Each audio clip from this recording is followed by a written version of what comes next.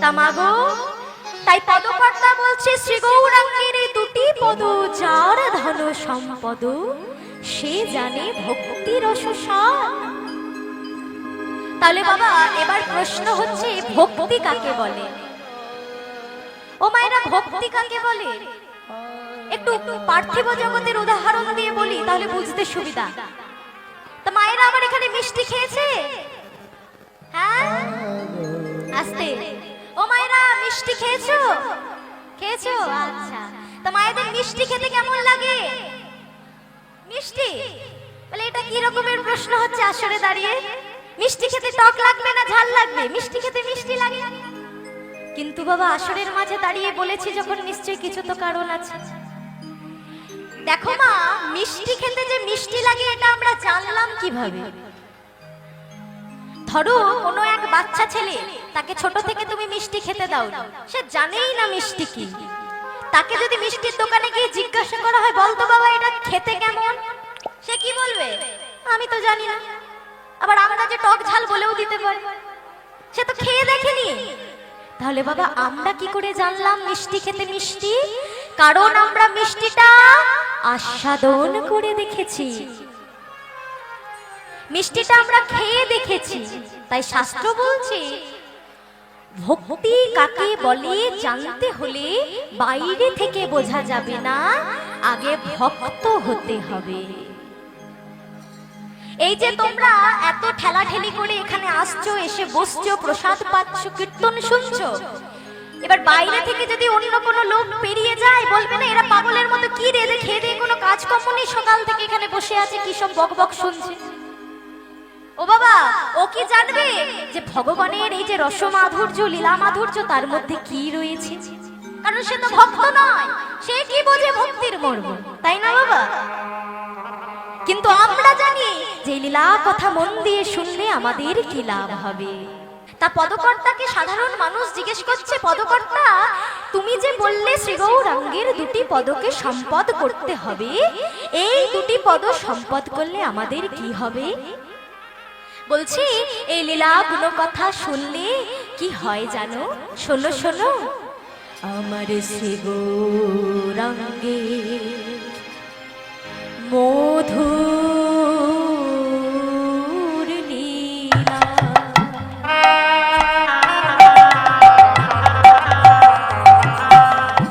আহা যার করণে প্রবেশিলা, আমার শ্রী গৌরাঙ্গের মধু। হরি বল, হরি বল, হরি বল।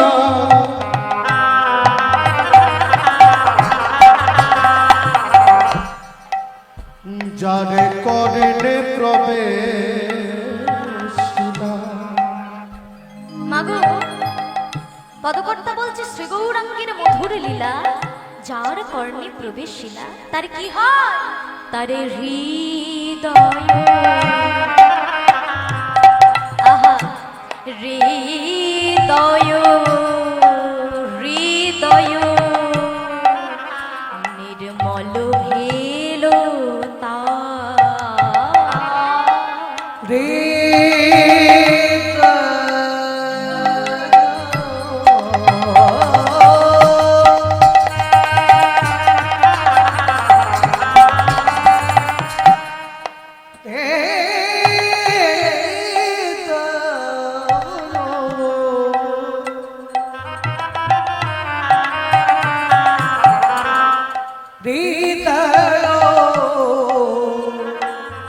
নির্মল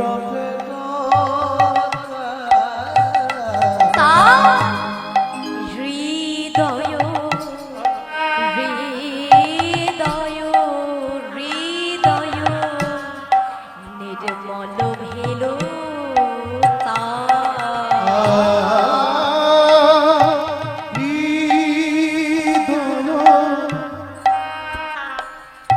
হৃদয়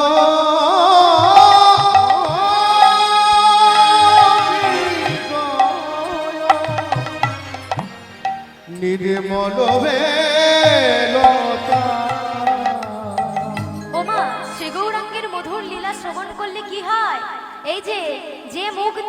পরনিন্দা পরচর্চা কুৎসা করে বেড়ায়। এ আমাদের মনেই তো হয় নাকি? যদি তুমি সৎসঙ্গ করো, লীলা কথা শোনো, তোমার হৃদয় নির্মল হয়ে যাবে। ওই আন কথা কুকথা বলতে আর ইচ্ছে হবে না। আর কি হবে জানো? ও তার জ্ঞান আধার যায় গো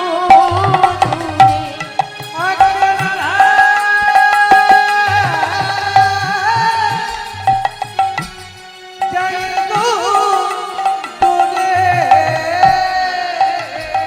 ও তার জ্ঞান আধার যায় গো দূরে। সেজন মধুর লীলা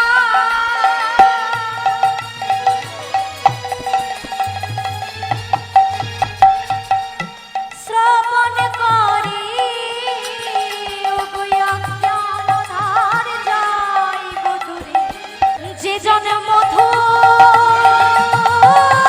লীলা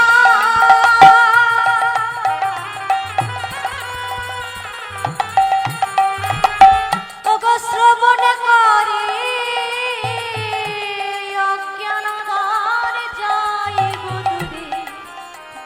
তাহলে বাবা, মধুর লীলা শ্রবণ করলে আরো কি হয়? আমাদের অজ্ঞানতা দূর হয় আর জ্ঞানের উদয় হয়।